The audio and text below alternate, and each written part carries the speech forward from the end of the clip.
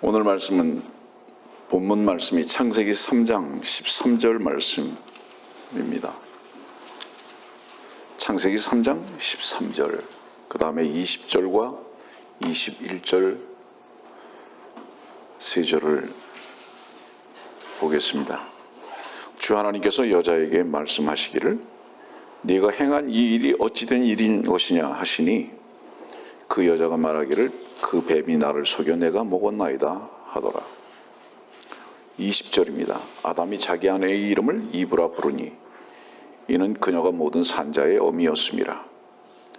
또 주 하나님께서는 아담과 그 아내에게 가죽으로 옷들을 만들어 그들에게 입히시니라.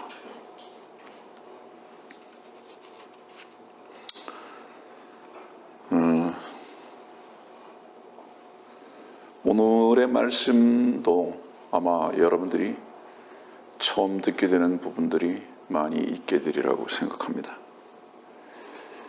하나님께서 여자에게 말씀하셨습니다. 네가 행한 이 일이 어찌 된 것이냐.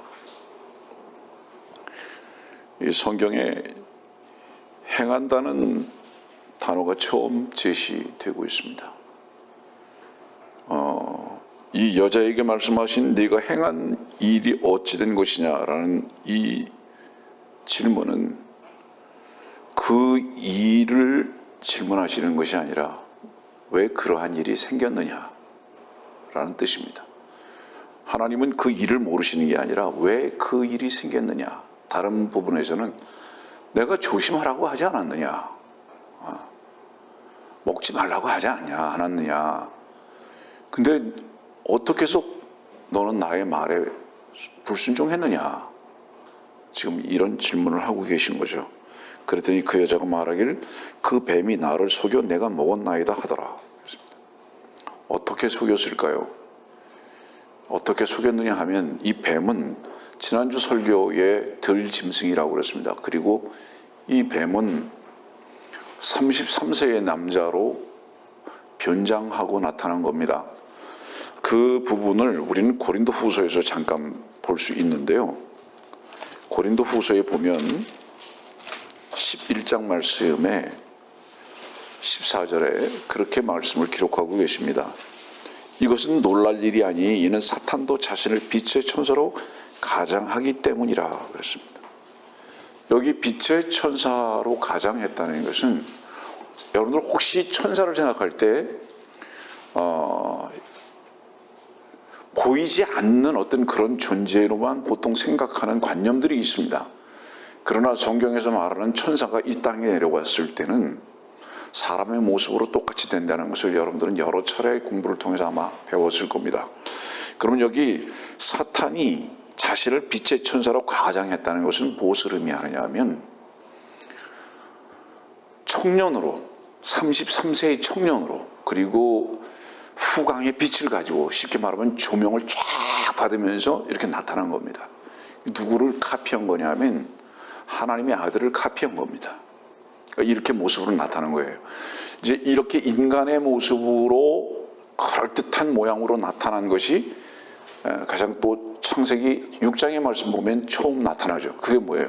타락한 천사가 여자들과의 관계를 맺는 것을 여러분들을 보게 됩니다.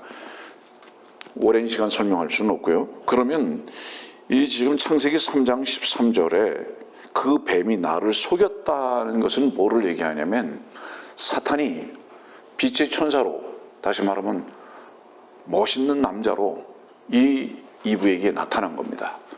그래가지고 이 멋있는 남자와 이 이브가 유혹돼서 하나가 된 성적 관계를 맺은 것을 지금 그 뱀이 나를 속여서 내가 먹었나이다 이렇게 말하는 것입니다. 그러면 네가 행한 이 일이 어찌 된 것이냐라고 질문하셨을 때 이 행한 일은 뭐냐면 사탄의 피를 받아들이는 겁니다. 사탄의 피를 받아들인 거예요. 뱀의 피를 받아들인 거예요. 성경은 최초에 제시되고 있는 단어의 뜻이 끝까지 간다는 것을 여러분들은 아마 공부 시간에 배웠을 겁니다. 사람들은요, 그런 부분에 대해서 죄로 여기질 않지만 죄에 대한 다른 부분을 오늘 여러분들에게 제가 정의를 하면 하나님이 하시지 아니하고 사람이 하는 모든 것은 성경에서 죄라고 정의하고 계십니다. 그래서 믿음으로 행하지 아니하는 그 모든 것이 죄라고 말씀드렸던 이유는 뭐냐면, 믿음으로 행하는 것은 그 행하는 것이 그 사람에게 속한 것이 아니라 믿음의 창시자께서 행하시는 것을 말하는 것입니다. 그렇지 아니하는 모든 것이 다 죄라는 거예요. 이것을 잠깐 설명을 하면은 뭐냐면, 우리가 행하면서 살 수 있습니다.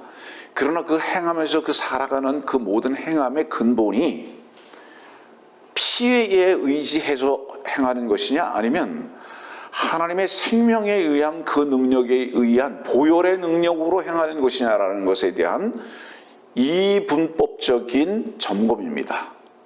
무슨 뜻인지 이해하시겠습니까, 여러분들? 그러니까 하나님 홀로 행하십니다. 왜냐하면 하나님은 혼자만 선하신 분이고, 하나님 혼자만 시작하신 분이고, 하나님 혼자만 마치시는 분입니다.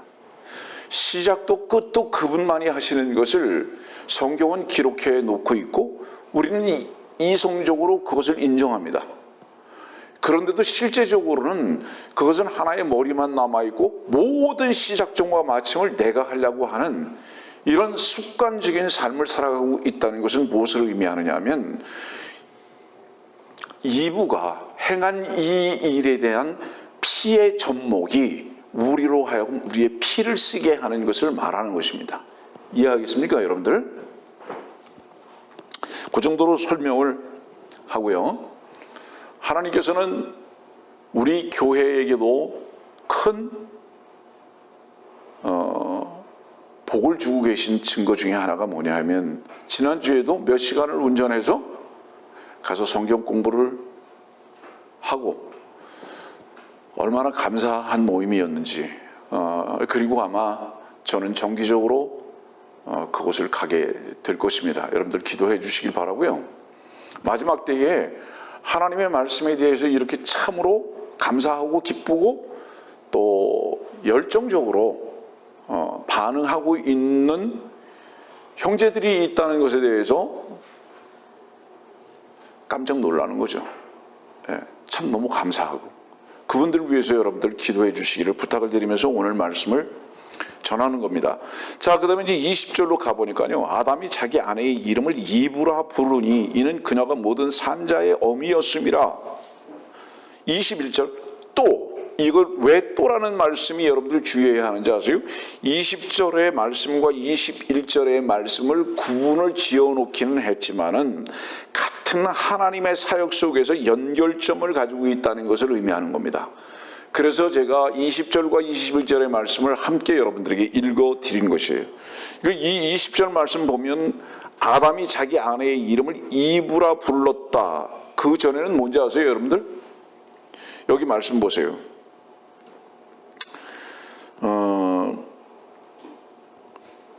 3장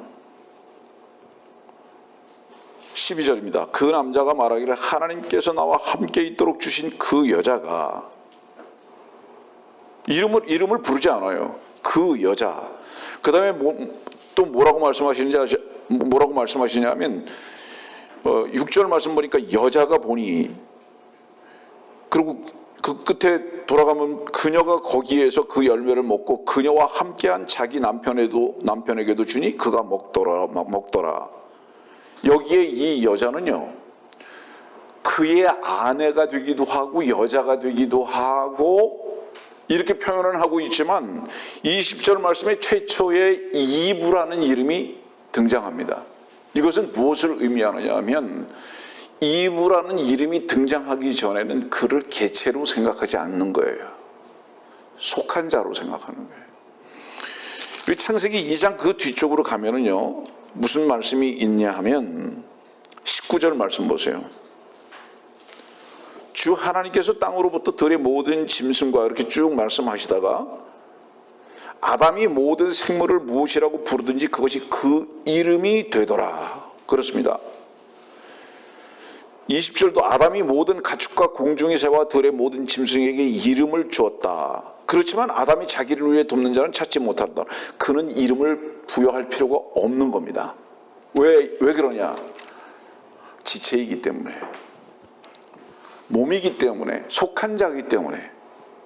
그래서 보세요. 우리가 머리 혹은 몸 이렇게 표현은 하지만, 그죠? 이 명칭은 뭐예요? 이름이 아니라 속한 것에 대해서 설명하고 있는 것이죠. 지금 이름을 부르기 시작했다는 것은 뭐냐면 이미 아담의 위치에서 볼 때는 뭔가 분리된 어떤 개체의 위치로 나갔다는 것을 뜻합니다. 그래서 이브라고 얘기를 하고 있어요. 이 부분은 나중에 이제 자세히 설명할 것이니까요. 그대로 지나가도록 하고요. 나중에 자세히 설명할 겁니다. 21절 보니까 또 그랬습니다. 그러니까 이름만 그 이브라고 부르신 게 아니라 또 주 하나님께서는 아담과 그 아내에게 가죽으로 옷들을 만들어 그들에게 입히시냐. 20절의 사역과 21절의 사역은 분리되지 아니하는 동일한 사역 속에 있다는 것을 의미합니다. 이것은 무엇을 의미하느냐? 질문합니다, 여러분들. 여러분들은 2장 17절의 말씀 보면, 창세기 2장 17절의 말씀 보면 네가 거기서 나는 것을 먹는 날에는 반드시 죽으리라 하시니라 그랬습니다. 죽으리라. 근데 이것을 먹었죠. 그러면 반드시 죽을 수밖에 없게 됐죠. 여기에서 이 죽음이라는 것은 뭐를 의미합니까? 정확하게 얘기하면요, 하나님과 사람 사이의 분리입니다. 영적 분리예요. 이것이 관계성이 끊어진 겁니다. 다시 말하면 여러 가지 그 관계성이 끊어진 것들 중에 여러 가지가 있죠. 독립적인 개체가 된 거예요. 다시 말하면 이브는 하나님만을 떠난 것이 아니라 아담까지 떠나서 독립적 개체가 된 것입니다. 이것이 죽은 거예요. 그 반드시 죽으리라 그랬잖아요. 그런데 여기 말씀 보니까 이브라는 이름이 나오죠. 이 이브라는 이름은 뭐죠? 생명이에요. 이브라는 이름. 이 이브라는 이름의 뜻이 생명이거든요. 근데 가죽으로 옷들도 만들어서 입히셨어요. 질문합니다. 여러분들은 부모의 피를 받고 이 땅에 오는 순간부터 사실은 죽음으로 시작해서 온 겁니다. 그 죽음으로 시작해서 왔다는 그 뜻은 뭐냐면 육신의 피를 입고 왔다는 것을 의미하는 거예요. 그 육신의 피를 입고 왔다는 것은 정확한 표현은 아담과 이브의 육신적 유전성에 따라서 왔다는 것을 의미하는 겁니다. 그래서 태어나면서부터 이미 죽음으로 온 거예요. 하나님 앞에서 올 때. 다른 표현은 뭐죠? 죄인입니다. 그래서 그렇게 온 거예요. 근데 이거 말씀 보니까 산자의 어미였다 이렇게 말씀하고 계시거든요. 이게 개체가 되면서 이브라는 이름이 개체가 되면서 산자의 어미가 됐어요. 이것이 의미하는 바가 뭘까요? 이브는요 범죄했어요. 어떤 범죄를 했죠? 뱀과 하나가 됐죠. 그리고 피를 받아들였죠. 그래서 죽었죠, 마땅히. 근데 다시 산자의 어미가 됐어요. 이게 얼마나 놀라운 일인지 아세요, 여러분들? 우리가 영원히 죄의 값으로 인해서, 죄의 값은 사망이라고 그랬잖아요. 그 죄의 값으로 인해서 영원히 죽을 수밖에 없는 이유가 뭔지 아세요? 산자의 어미인 이브에게 속한 적이 없기 때문인데, 다른 표현으로는 뭐를 의미하느냐? 내가 뱀하고 관계가 있다는 것을 알지 못하기 때문에 살질 못해요. 뱀하고 관계에 있는 것을 모르는 거예요. 우리 요한복음 8장의 말씀을 한번 보세요.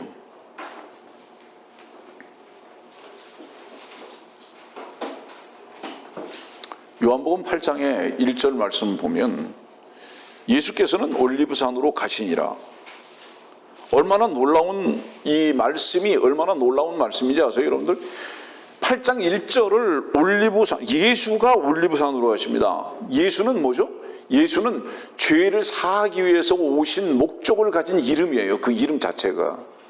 그 죄를 제거하시기 위해서 오신 목적을 가지고 인자로 오신 이분이 올리브산으로 가셔요. 올리브산으로 가신다는 건 뭐예요? 여기에서 이 죄를 사하시고 생명이 되시기 위해서 이 산으로 가신다는 거예요. 여러분도 알다시피 올리브라는 것은 생명입니다. 예. 다른 표현으로는 겟세마나죠.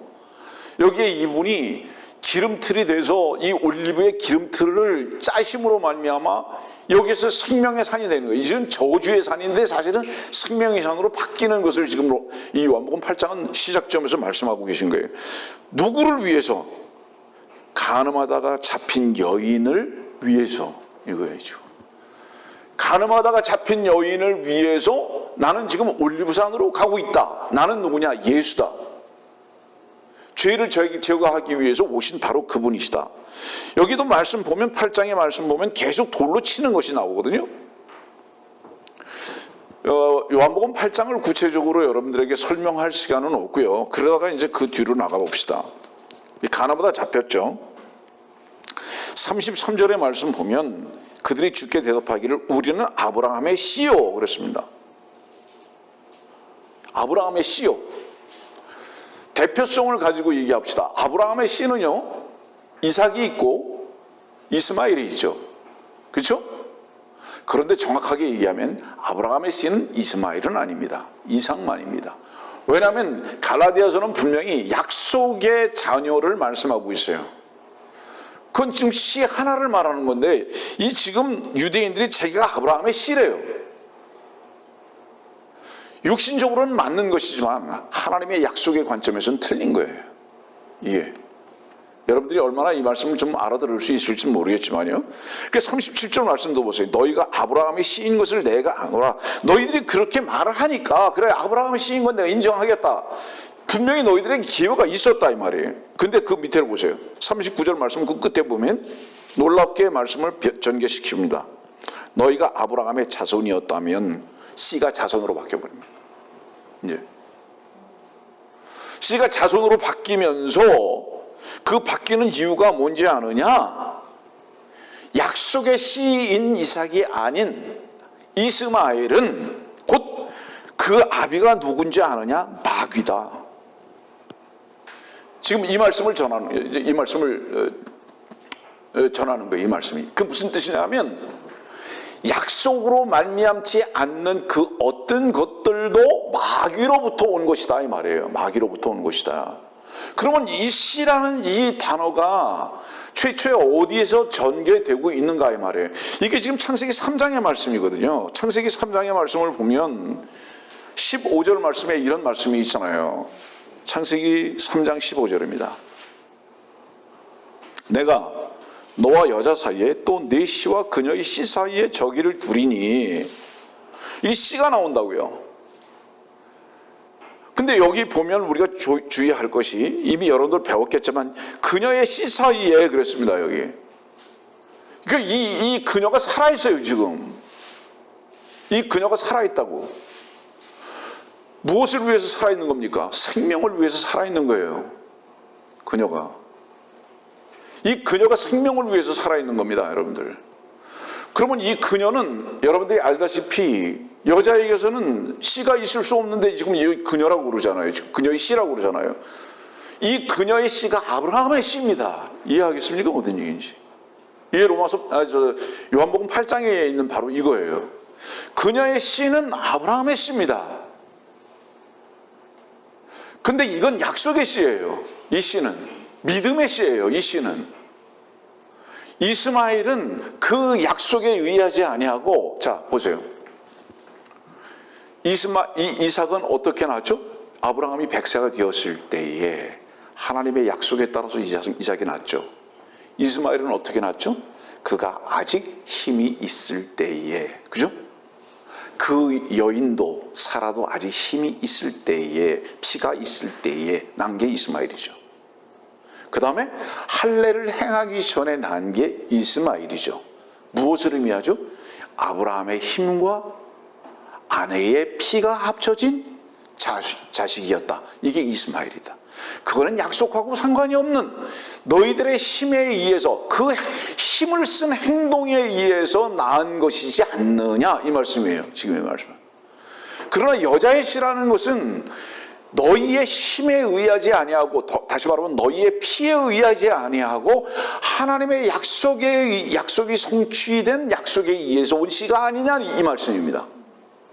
이해하겠습니까? 말씀의 뜻을. 그러면 이 약속에 대한 이 씨가 무엇이냐, 이 여자의 씨가 뭐냐면, 여러분들은 이미 알았겠지만 이건 마태복음 1장의 이 말씀에 대해서 뒷받침을 하고 계시지 않습니까?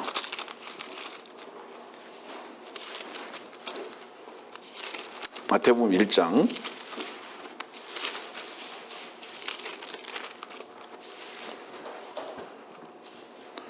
21절입니다. 18절과 21절 두 절을 볼게요. 이제 예수 그리스도의 탄생은 이러하니라. 그의 모친 마리아가 요셉과 정혼하였으나 동침하기 이전에 성령으로 잉태된 것이 그녀에게 나타났더라. 동침하기 이전에 피가 섞인 적이 없어요. 그 성령으로 잉태되었다. 약속의 씨가 왔습니다. 누구에게로부터? 마리아에게. 누구에게로부터? 성령으로부터. 하나님의 말씀입니다. 그 21절 말씀 보니까 그녀가 한 아들을 낳으리니.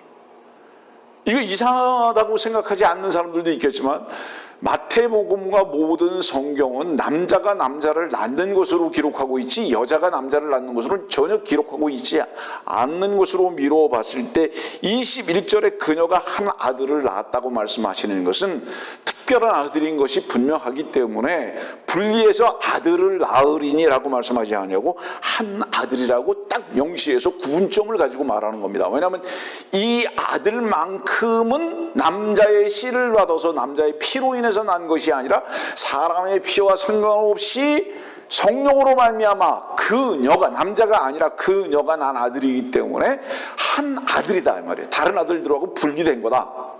쉽게 말하면 이스마엘과 분리된 거다 말이에요. 이건 약속의 아들이다. 지금 창세기 3장으로 다시 돌아갑시다.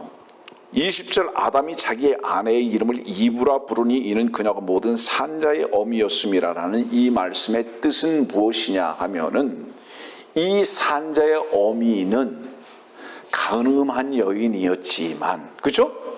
가늠한 여인이었지만 무엇과 같이?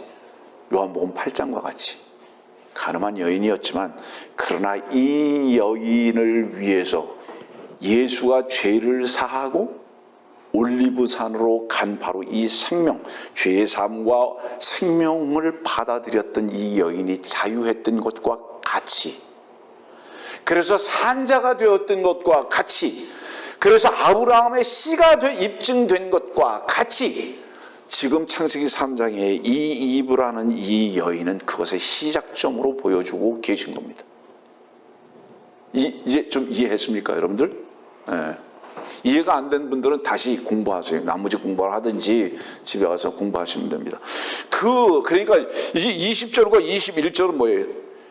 20절은 올리브와 연결이 되어 있는 산자를 말씀을 하고 계시고요. 21절은 가죽으로 옷들을 만들어 그에게 입히시니라. 최초의 한 마리의 양인 예수 그리스도께서 죽으심의 희생을 나타내 보여주시는 것을 말하는 거죠. 그래서 이분의 이 옷은 어떤 옷이죠? 이분의 옷은 분명히 세마포 옷인 것입니다. 우리 계시록으로 가면요,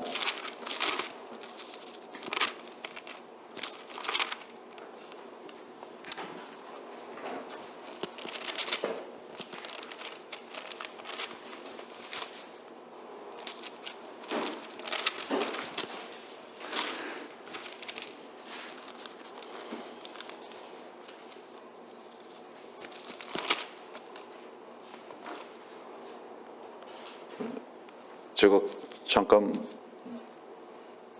생각이 안 나는데, 계시록 19장 8절 말씀이에요. 미안해요. 계시록 19장 8절. 이제 그녀에게 허락하사 정결하고 흰 세마포를 입게 하셨으니, 세마포는 성도들의 의라고 하더라.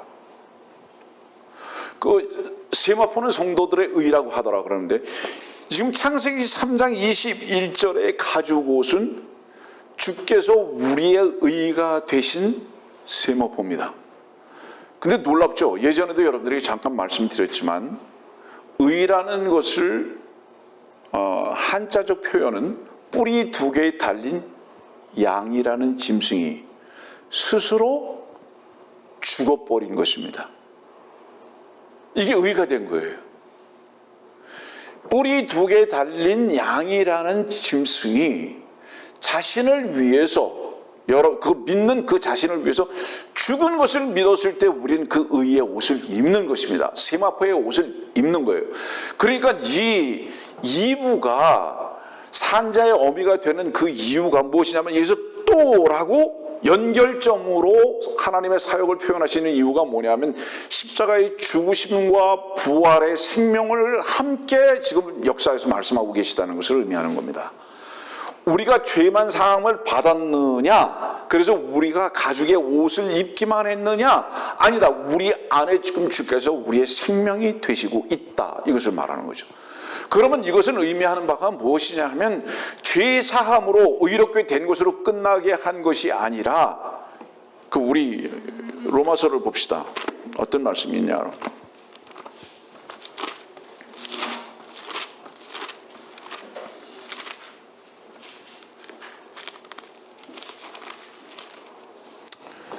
로마서 4장 25절을 한 절에 지금 묶어놨어요. 로마서 4장 25절을 한 절에 묶어놨습니다.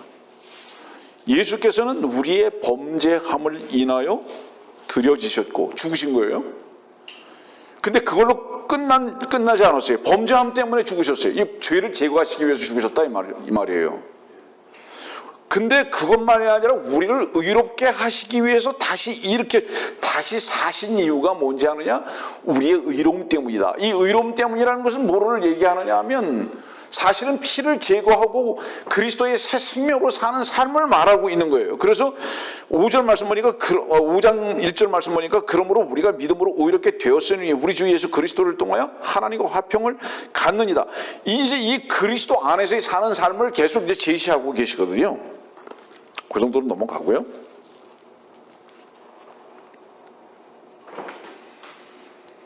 오늘의 설교의 내용은 사실은 이 지금 창세기 3장에 대한 부분을 잠깐 여러분들에게 설명을 하기는 했지만은 행함에 대한 부분입니다.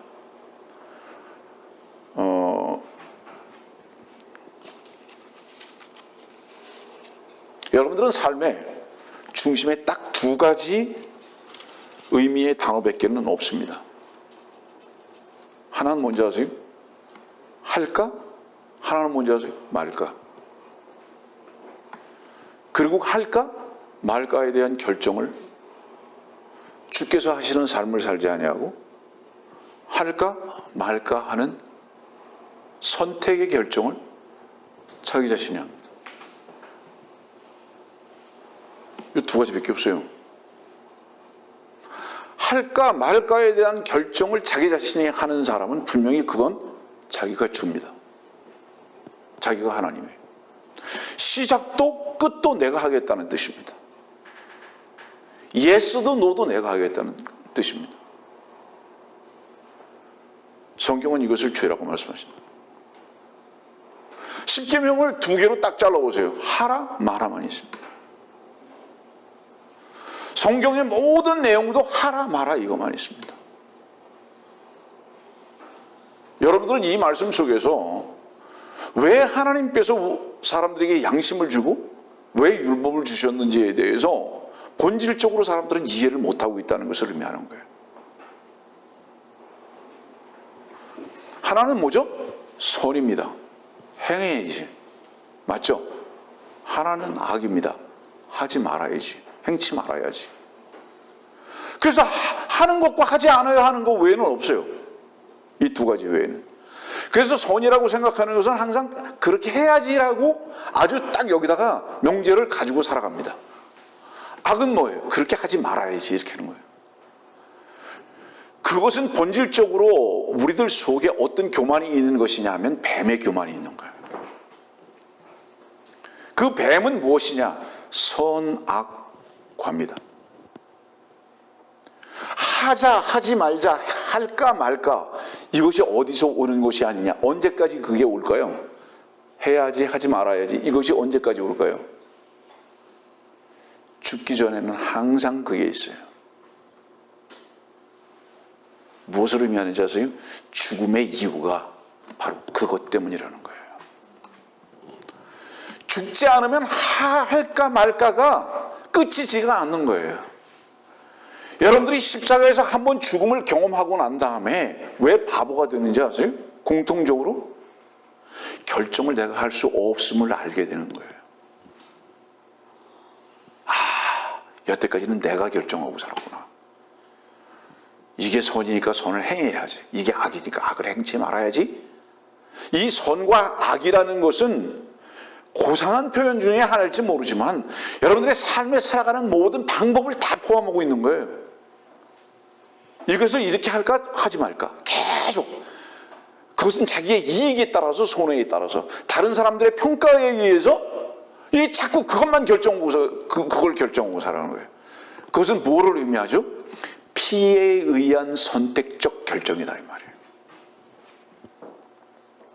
그래서 누구가 말하는 것 같이 선택적 정의다 이 말이에요. 그래서 이 선택적 정의는 사람마다 달라질 수밖에 없어요. 왜냐하면 그 각자의 양심이 다르고 그 각자의 이익이 다르기 때문에 이 선택적 정의가 공정이라는 것을 가져올 수가 없는 거예요. 그래서 싸우는 거예요. 항상 이 이념적 싸움이고 종교적 싸움이고 철학적 싸움이고요. 이 싸움이 계속되는 거죠. 멀리 나가지 않겠습니다.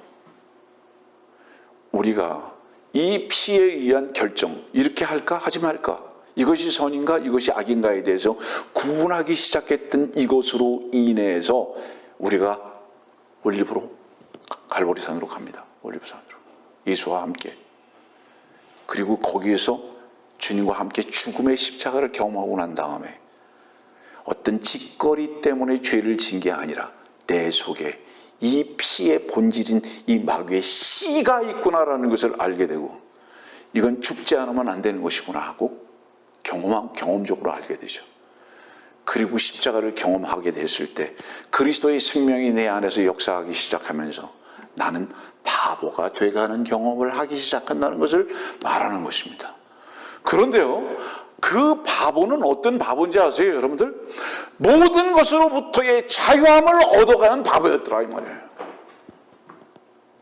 다른 사람들의 평가에도, 다른 사람들의 손가락질에도 그 어떤 환경과 장소에서도 찬송할 수 있고 담대할 수 있는 그런 자유의 능력을 가지고 사는 법을 배워가기 시작하게 됐더라 이 말입니다. 이것이 그리스도 안에서의 생명을 누리는 삶이다 이 말이에요. 이것으로 우리를 데려가시기 위해서, 참으로 죽은 자가 아니라 산 자로 우리를 데려가시기 위해서 주님께서는 우리를 골고다로 함께 동행하시기를 요구하셨더라 이 말이에요. 말씀을 정리할게요. 아니 설교를 끝나겠다는 게 아니라 오해하지 마세요. 오늘 설교를 일찍 끝나니까 좋다 그렇게 생각하지 말고 중간 점검을 한다는 것을 말하는 거예요. 인간의 행함은, 선택은 어디서 왔느냐라는 것에 대한 본질적인 것을 여러분들에게 질문하면서 해답을 주는 거예요. 이 행함, 최초의 행함이라는 것은 이브에게 피를 가져다 줬고 그 피는 마귀의 피로서 그 마귀는 이미 선악을 알게 하는 나무의 실과의 모습으로 나타났다는 것을 의미하는 거예요. 다른 면을 말할게요. 선악과 없어요 지금. 물론 성경에서는 그것을 포도로 말하고 있습니다. 이건 참포도를 말하는 것이 아니에요. 요한복음 15장에 말씀하고 있는 참포도는, 왜 참이라는 것은 뭐를 의미하느냐 하면 이 참포도를 대항해서 카피하고 싸우는 거짓 포도, 적이 있다는 것을 전제로 했기 때문에 참포도나무라고 말씀하시는 거예요. 여러분들, 그러면 이 참포도나무의 적은 무엇이냐? 똑같은 모양 비슷하지만은 들포도를 말하고 있다 이 말이에요. 이건 소돔의 포도고 이거는 독배다 이 말이에요. 이건 뱀의 독이다 이 말이에요. 이거는 이 뱀의 독이고 이 야생포도고, 이 야생포도는 무엇이냐? 이게 선악과인데 이 선악과는 참 포도나무이신 주 예수 그리스도를 카피하고 대항해서 싸우는 존재다 이 말이에요. 이 존재가 선악과 없잖아요. 사과도 아니고 복숭아 아니에요. 그런 거 아니거든요. 물론 여러분들 이 부분에 대해서 포도나무인 것에 대해서 배웠을 거라고 저는 믿지만은, 그럼 생명과는 무엇이냐 이 말이에요. 생명과 어디냐, 없다 이 말이야. 이건 또 무엇인 거예요? 이건 올리브나무, 올리브 열매를 말씀하고 있다는 것도 여러분들 아마 아셨을 거라고요. 생명과 없잖아요. 그러면 이것에 영적인 어떤 의미가 있는 거죠. 질문합니다. 내가 참 포도나무며 그분 누구시죠? 주님이시죠. 그러면 지금 포도 열매 먹으면 영생 가는 거예요? 아니잖아요. 어떤 영적 의미가 분명히 있잖아요. 그러면 이 마귀, 선악을 알게 하는 나무의 실과 이 마귀는 어떤 존재였는가? 에스겔서 28장 보세요.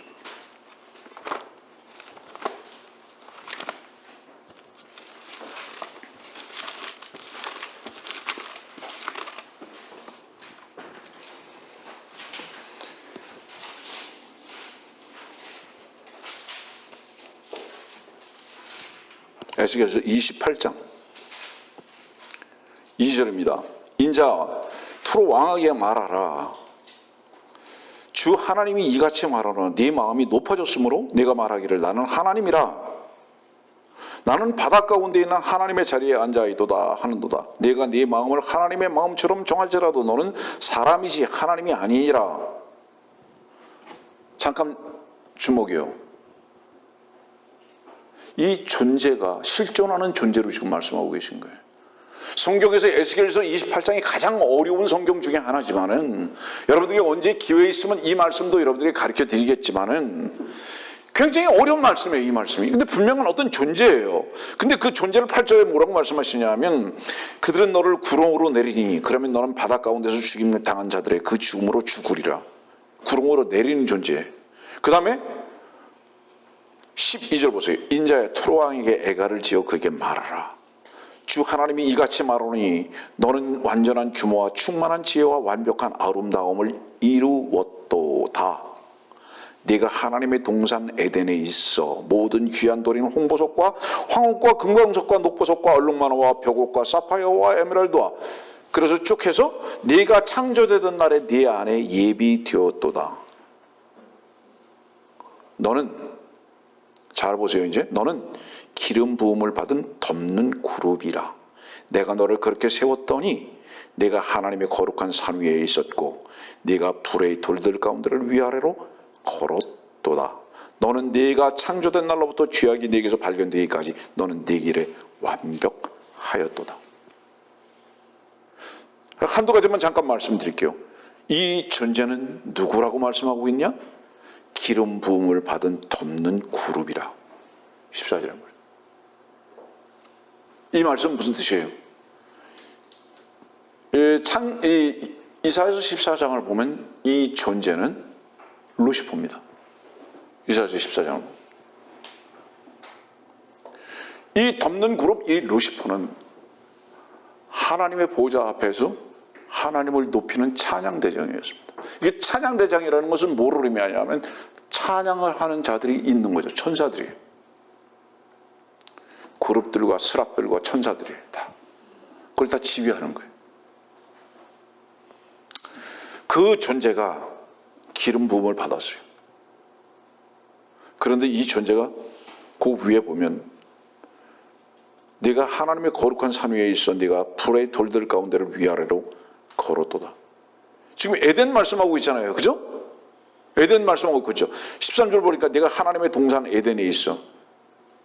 이 에덴은 창세기 1장과 2장에 말씀하고 있는 그 에덴이 아니에요. 여기에 이 에덴은 창세기 2장과 3장에 쫓겨나기 전에 그 에덴에 무슨 돌들 가운데, 불의 돌들 가운데에서 거닐었어요? 아니에요. 그거 아니에요.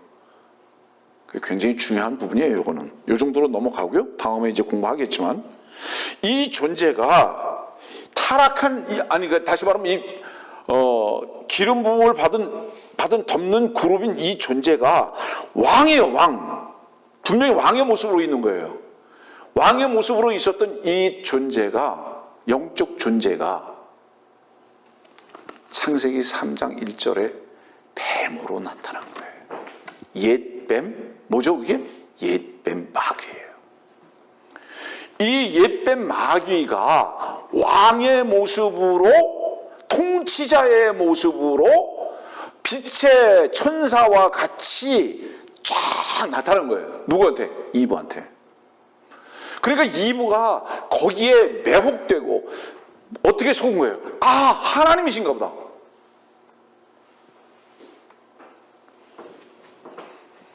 거기에서 마귀의 피를 받은 겁니다. 다른 표현은 뭐죠? 이것이 선악을 알게 하는 영적 존재입니다. 그래서 이 선악을 알게 하는 이 영적 존재가 이브를 유혹해서 이브가 이 뱀하고 성적 관계를 갖게 된 거예요. 지금 이것을 지금 창세기 3장은 설명하고 있는 거예요. 그 후로부터 어떤 일이 생겼느냐? 선악을 알게 하는 나무의 영적 존재인 그 존재의 피는 이것이 선이야, 이것이 악이야 라는 것을 가르쳐줬을 뿐만 아니라, 가르쳐준다는 것은 뭐를 의미하죠, 여러분들? 선과 악을 안다는 것은, 이성적으로 안다는 것은 이미 무엇이 죄라는 것을 인지했다는 것을 전제로 한 것입니다. 근데 놀랍게도요, 죄는 인지함으로 시작되는 겁니다. 바보들에게 죄를 씌울 수가 없어요. 어린아이들에게 죄를 덮을 수가 없는 이유가 뭔지 아세요? 그들은 죄를 인지하지 못하고 있기 때문인 거예요. 근데 이제 스스로 인간이 이것이 선이구나, 이것이 악이구나 라는 것을 구분할 수 있는 지혜가 생겨버린 거예요. 그래서 교만하게 된 것입니다. 나는 알고 있고 행할 수 있고 거부할 수 있어. 이렇게 돼버린 거예요. 이것이 어디서부터 온 것이냐? 마귀의 피로부터 온 것이다 이 말이에요. 그래서 조금 전에 여러분들에게 설명드렸잖아요. 인간은 나서 자라면서부터 계속 하나의 무엇인가 성숙을 어디서 보느냐 하면, 내가 무엇을 구분할 수 있느냐, 할 수 있느냐, 안 할 수 있느냐에서 성숙의 어떤 그 성장의 도를 보는 것과 같은, 이렇게 바로 밑으로 세워버리고 말았어요. 그것도 몰라? 왜 그것도 못해? 여러분들의 삶이 거기에 붙들려 있다 이 말이에요. 다시 말할게요. 하나님께서 왜 하라 마라로 양심이라는 것을 주셨고, 왜 하나님께서 성경에 모든 계명을 하라 마라로 집약하셨을까? 이유가 무엇일까? 너희들에게 하라고요? 하라고 명령하신 거예요? 사람들이 제일 좋아하는 성경 구절 중에 하나가 뭔지 아세요? 항상 기뻐하라, 쉬지 말고 기도하라, 모든 일에 감사하라. 왜 그걸 좋아하는지 아세요? 하라, 하라, 하라. 아, 나의 기대가 가지고 있으시구나. 그러나 그 하라는 네 안에 이미 모든 것을 이루신 그리스도께 내 자신을 의탁하라는 거예요. 사람들은 하라는 것에 대해서 엄청난 그 동기부여를 갖습니다. 말하라는 것을 왜 싫어하는지 아세요, 여러분들? 자기의 능력을 제한을 받는 것 같아요. 그래서 싫어하는 거예요. 내가 지금 힘들고 어려워도 그 예배당의 일로 인해서 사람들이 기뻐하고 거기에 다 심취하는 이유가 뭔지 아세요? 그 사람의 능력을 인정해주는 모임인 것 같으니까 거기에 심취해버리는 거예요. 그래서 힘들고 피곤하고 무리인 거 다 중요하지가 않아요.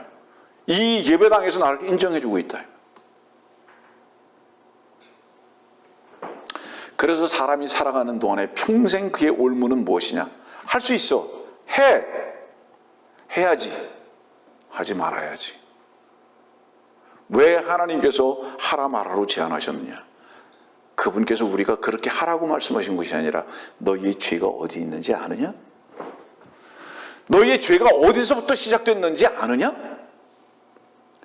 얼마나 그걸로 인해서 너희의 연약함과 교만이 발견돼야 하는 줄 아느냐라고 우리들에게 주신 거예요. 그것을. 여러분 혹시 오늘 한자를 잠깐 얘기하는데요. 한자의 인자를 혹시 아십니까?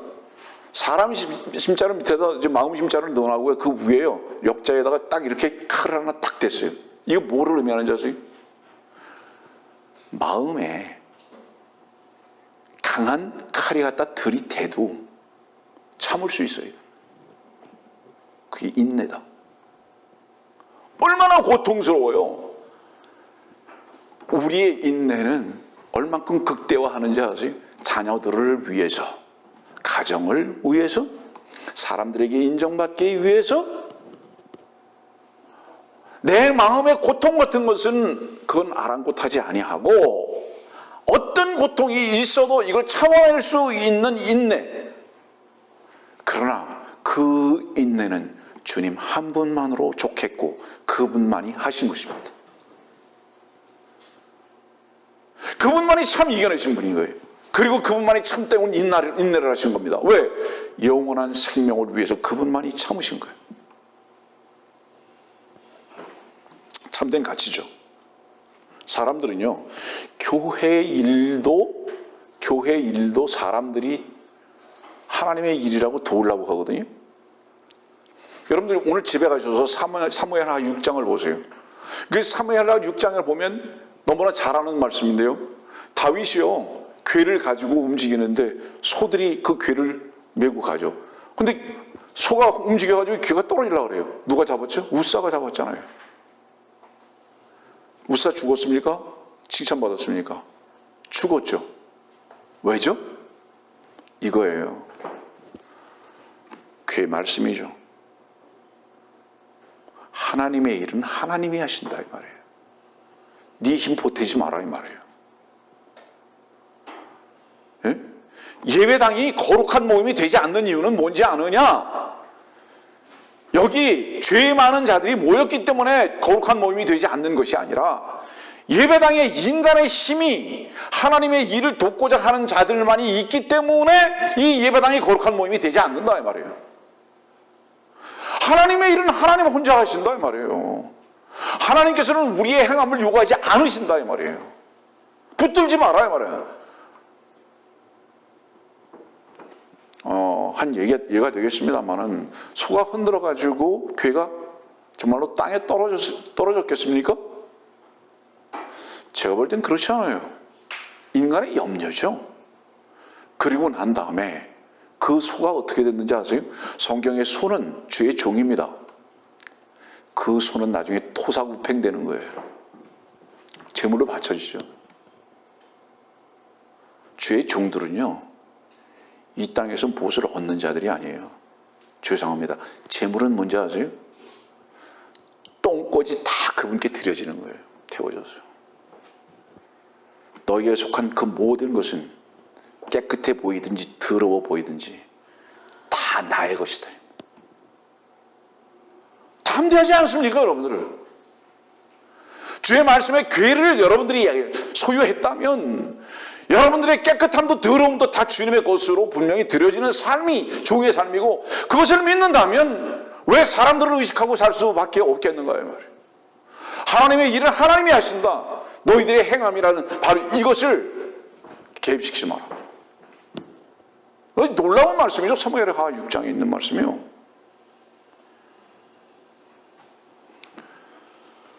시간이 많이 가서 좀 다른 부분을 잠깐 설명을 하고자 합니다. 야고보서에 있는 말씀이 이 행함에 대한 굉장히 자주 쓰이는 말로서 사용되고 있죠. 우리 야고보서에 있는 말씀 한번 봅시다.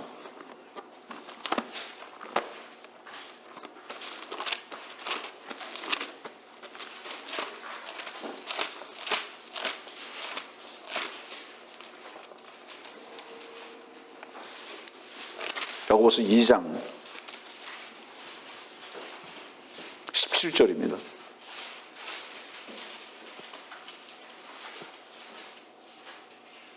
그와 같이 행함이 없으면 믿음만으로는 죽은 것이라. 18절. 그러면 어떤 사람이 말하기를 내게는 믿음이 있으나 내게는 행함이 있으니 행함이 없는 믿음은 네 믿음을 내게 보이라. 그러면 내가 행함으로 내 믿음을 내게 보이리라 하리라. 20절. 오 황된 사람아, 행함이 없는 믿음은 죽은 것인 줄을 네가 알고자 하느냐? 26절. 영이 없는 몸이 죽은 것 같이 행함이 없는 믿음도 죽은 것이니라. 그래서 이것이 하나의 논쟁거리가 되죠. 행함이 먼저냐, 믿음이 먼저냐. 정의할게요. 행함이 먼저냐, 믿음이 먼저냐? 여러분들에게 모든 필요가 되신 그 행함은 주님이 혼자 하셨습니다. 설명을 할게요. 끝까지 들으세요. 하나님께서 우리들에게 요구하신 그 모든 행함의 시작과 끝을 주께서 하셨어요. 히브리서 10장은 주의 뜻을 행하려고 내가 왔다라고 말씀하십니다. 구약 성경은 뭐죠? 하나님께서 인간들에게 행하라고 명령하십니다. 근데 히브리서 10장은 주의 뜻을 행하라고 내가 왔다고 말합니다. 그 뜻은 어떤 거였죠? 다 이룬 것이었습니다. 주님께서 십자가에 달려 죽으실 때 다 이뤘다는 것은 무엇을 의미하는 거죠? 너희들의 행함을 보태지 마라. 너희들의 행함은 불필요하다. 근데 지금 야고보서 2장은 보면 행함을 계속 요구하고 계시다 이 말이에요. 이것을 어떻게 설명할 것인가? 한 가지 예를 들게요. 여러분들이 사랑하는 이에게 귀한 선물을 해요. 그 선물을 하면서 행한다고 여깁니까? 아니면 사랑의 표현이라고 얘기합니까? 그건 사랑의 표현이라고 얘기해요. 무슨 뜻인지 아세요? 그것은 단순히 손이 움직이거나 물질이 움직인 것이 아니라 그것을 움직이게 했던 모든 원천과 에너지는 사랑이다. 그래서 그것은 행함이라고 하지 아니하고 사랑이라 이렇게 표현하는 거예요. 그렇기 때문에 그것은 선물이라고 표현하는 것입니다. 그러나 어떤 경우에는 행함인지 아세요? 의무적이었든지 억지로였든지 했을 때는 그것은 행함이라고 표현하는 것인 거예요. 이해하겠습니까? 무슨 얘기인지. 거래가 됐든지 저주나 복이 필요해서 두려워서 행했다면 그거는 행함이라고 말하는 거예요. 그러나 사랑이라는 것에 대한 행함은 어떤 목적이 따로 있는 것이 아니에요. 무엇인가 보상을 얻거나 무엇인가 두렵거나 무엇인가 계산적이었기 때문에 하는 것이 아니라 단 유일한 이유가 사랑 때문이었던 겁니다. 그래서 그것은 행했다고 표현하는 것이 아니거든요. 이 정도로 설명하고, 야고보의 그러면 행함은 무엇을 의미하는 것인가? 질문. 야고보서 신약에 맞죠? 신약 맞죠? 맞죠? 신약 성경 중에서 제일 먼저 쓰여진 것이 야고보서입니다. 주후 40년에 쓰여졌어요. 주께서 죽으시고 그러니까 약 6년 정도 지나서 쓰여진 거예요. 무엇을 의미하는지 아세요? 입증시키게요. 사도행전 12장 보세요.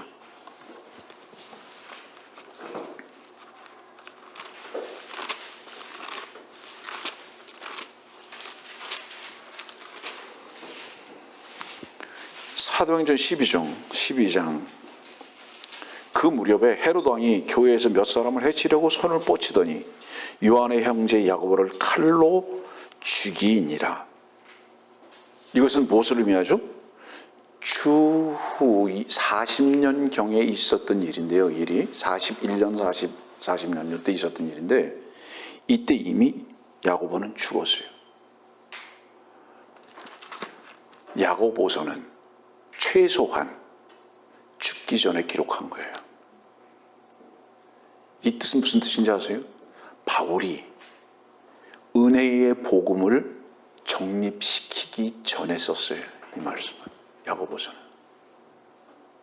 바울이 나의 복음, 그리스도의 복음, 은혜의 복음이라는 것을 정립하기 전에 쓴 기록이에요. 이 야고보서는. 갈라디아서 1장은 이런 말씀 하셨잖아요. 다른 복음을 전하면 저주를 받는다고 말씀하셨잖아요. 그러면 이 야고보서의 이 복음은 언제의 복음인가? 야고보서 1장 보세요. 1장 1절입니다.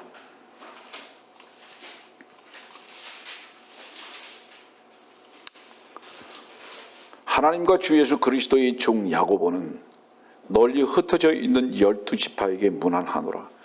여러분들 나중에 집에 가셔서 미가서 2장 12절 말씀을 보면 흩어져 있는 자들이 언제 어떻게 모일 것에 대해서 말씀하고 있거든요. 여기 지금 흩어져 있어요. 아직도 12지파가. 이때가 언제인지 아세요? 이 교리적인 것을 설명하는 겁니다, 여러분들. 계시록으로 한번 가보세요.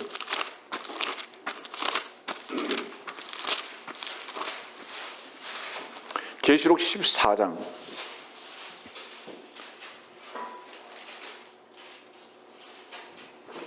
계시록 14장 12절입니다. 여기에 성도들의 인내가 있으며 여기에 하나님의 계명들과 예수의 믿음을 지키는 자들이 있느니라고 하더라. 성도는요, 환난 성도가 있고 교회에 속한 성도가 있어요. 여러분들은 환난 성도가 아니에요. 여러분들은 교회에 속한 성도예요. 왜냐하면 교회에 속한 성도는 계시록 4장 1절에 이미 휴거됐기 때문인 거예요. 지금 이 계시록 14장에 있는 이 성도들은 환난 성도를 말하는 거예요. 그러니까 다시 말하면 환난을 통과하는 성도들을 말하는 거예요. 그들은 인내가 필요한데 그들은 단 은혜의 복음, 교회 시대에 속한 은혜의 복음만을 가지고는 안 된다. 그들은 하나님의 계명들과 예수의 믿음을 지켜야 된다. 이건 뭐를 얘기하는 거예요? 질문. 여러분들 하나님의 계명 지금 지킵니까? 계명들? 하나님의 계명들이 뭐죠? 예전에 그 설교에다가 난리 법석이 난 적이 있는지 우리 10계명 안 지킨다. 이거 완전히 이단이라고. 저 새끼 완전히 이단이야 저거. 10계명 뭐 있죠? 안식일을 기억하여 그날을 거룩히 지키라. 우리가 안 지켜 아니에요. 우린 주의 날을 지키는 자들이죠. 이유가 뭐죠? 주께서 우리의 주인, 안식의 주가 되셨기 때문에. 그래서 우리는 늘 그 안에서 쉬고 있고요. 한 날을 정하는 이유는 무엇일까요? 그분을 경배하기 위해서, 온전히. 그리고 예배하기 위해서. 우리는 안식일 지키는 자들 아니에요. 하나님의 계명 안 지킨다, 우리는. 근데 여기는 하나님의 계명 지켜야 돼요? 그 다음에 그것만을 가지고 되는 게 아니야? 믿음도 있어야 된다. 그냥 간단하게 말할게요. 복음만 가지고 되는지 아니야? 믿음만 가지고 되는지 아니야? 행함도 있어야 돼. 지금 이 말이에요. 여기 있는 말씀이. 믿음만 가지고 되는지 아니야? 행함도 있어야 돼. 이것이 지금 야고보서가 요구하는 요구인 거예요. 다시 말하면 사도행전 12장 이전에 야고보가 죽었다는 것은 무엇을 의미하느냐? 은혜의 복음이 무엇을 의미하는 것이죠? 오직 믿음이 아니다 이 말이에요. 유대인들에게는 오직 믿음만을 가지고는 되지 않는다. 행함도 따라야 된다라는 것에 대해서 이 온전한 은혜의 복음이 정립이 되지 않았다. 그리고 이때의 환난 때도 마찬가지다 이 말이에요. 이해하십니까? 그래서 야고보서는 흩어져 있는 12지파에게 아직도 완전히 모여서 주님을 경배하는, 예루살렘에서 성전을 짓고 경배하는 그때가 아니고요. 지금 은혜의 복음의 시대도 아니고요. 그래서 야고보서는 행함을 요구하고 계셨던 것입니다. 말씀을 좀 정리해야 되겠죠? 고린도후서 5장 7절의 말씀도요. 집에 가서 나중에 보세요. 믿음으로 행하라고. 그리고 의심하지 말라고요. 이게 무슨 뜻이에요, 이건? 네 힘 보태지 말라고. 여러분들, 우리가 우리의 힘을 보태는 이유가 뭔지 아세요? 믿음만을 가지고 되지 않아요. 자, 이렇게 말하거든요, 보통 사람들이. 믿고, 그리고 그래도 가만히 있으면 안 되지. 행해야지. 행하려면은 전제가 있어요. 믿음으로 행하면 됩니다. 그 믿음으로 행하면 된다는 게 뭔지 아세요? 행해서 믿음을 뒷받침하거나 행해서 믿음을 도와주거나 행해서 믿음의 일을 대신하지 말고, 믿음의 행위라는 것은 뭐를 의미하는지 아세요? 믿음의 창시자이신 주께서 이미 그것이 무엇이라는 것에 대한 확신을 주시고, 그리고 창시자가 스스로 그 우리 안에서 생명의 능력이 되어서 움직여지는 행함이라면 너의 행함이 아니라 믿음의 창시자의 행함이시이다. 그런데 만일에 네가 의심한다면, 그분께서 하시는 것을 의심한다면 분명히 너의 힘을 보탤 것이다. 그거 하지 마라. 그 힘을 보태가지고 나타났던 가장 무서운 열매가 뭐죠? 이스마엘이다.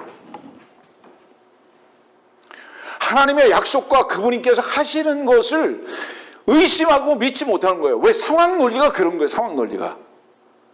다 자기가 죽을 것 같아요. 자기 아내도 끝났어요. 아들은 분명히 주시겠다고 하셨는데 이 소망이 육신의 관점에서 볼 때 보이질 않아요. 힘을 쓰자 해서 나타난 것이 이스마엘이다. 그래서 이 시대의 교회는 이삭에 속한 교회가 아니라 다 이스마엘에 속한 가짜 교회들이 돼버리고 말았다는 것을 여러분들에게 기회 있을 때마다 말하는 거예요. 하나님 잠깐만요, 우리가 하겠습니다라고 나타났다 이 말이에요.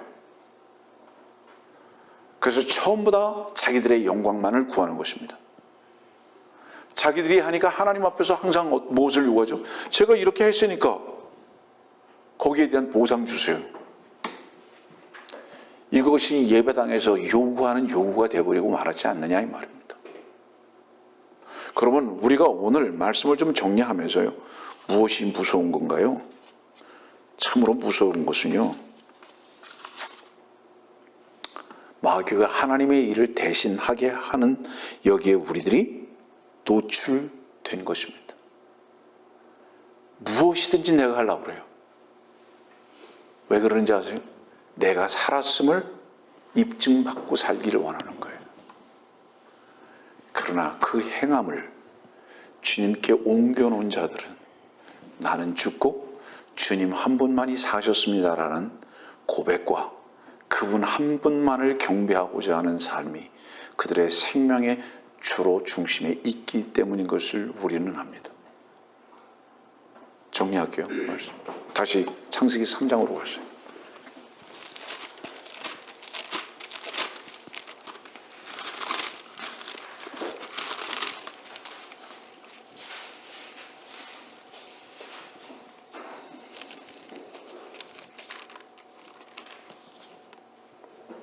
13절, 3장 13절. 주 하나님께서 여자에게 말씀하시기를 네가 행한 이 일이 어찌 된 것이냐 하시니 그 여자가 말하기를 그 뱀이 나를 속여 내가 먹었나이다 하더라. 지금도 그리스도 안에 있는 단순함에서 속입니다. 고린도후서 11장. 그리스도 안에 있는 단순함은 뭐죠? 그리스도 한 분만이 사셨다는 뜻입니다. 왜 복잡한지 아세요? 어떤 일 때문에? 아닙니다. 우리가 살아있기 때문입니다. 그리스도 안에서는 예와 아니오만 있다고 말씀하시는 이유가 뭔지 아세요? 그분은 복잡성을 가지고 계시지 않습니다. 그분 한 분만이 선이라고 누가 보면 분명히 고백하고 계신데도 불구하고, 자 보세요. 선, 악. 악한 자가 원하는 것은 데살로니가후서 뭐죠? 마귀예요. 선 뭐죠? 분명히 하나님 한 분 외에는 선한 이가 없느니라. 네가 어찌하여 나를 선하다고 하느냐? 주님 이렇게 말씀하셨죠? 왜? 자, 질문. 네가 어찌하여 나를 선하다고 하느냐? 주님 선하세요? 안 하세요? 그분 하나님이세요? 아니세요? 근데 왜 그렇게 질문하셨을까요? 어찌하여 네가 나를 선하다고 하느냐? 왜 그렇게 질문하셨을까요? 이유가 무엇일까요? 그분은 질문받고 있는 그 사람에 의해서 선한 위치에 있지 않아요. 주님은. 그분은 죄인으로 오셨어요. 인자로 오셨다. 아세요? 뱀의 모양으로 오신 분이에요. 네 앞에 있는 나를 어떻게 선하다고 하느냐? 나는 하나님이지만 지금은 내가 뱀의 모습 때문에 왔다. 그리고 참으로 선을 요구하는 너를 선케 하기 위해서 내가 온 자다. 네가 하나님을 믿으라. 그럼 또 나를 믿게 될 것이다. 이런 의미에서 주님께서는 그렇게 말씀하고 계시거든요. 그래서 하나님 한 분만이 선이시고 마귀 하나가 분명히 악한 자인데 우리는 이것을 공유하라고 합니다. 어떻게 공유하라고 하죠? 이것이 선인가 이것이 악인가? 하나님이라는 것을 카피하고 싶어 하고요. 나는 마귀와 상관없다는 것을 나타내 보여주기 위해서 이 두 가지를 다 내 마음 안에 가지고 살면서 평가하고 분리하고 거부도 할 수 있는 주의 위치에 있다고 생각하는 이 교만으로의 삶을 살아가는 존재들이 종교인들이다 이 말입니다.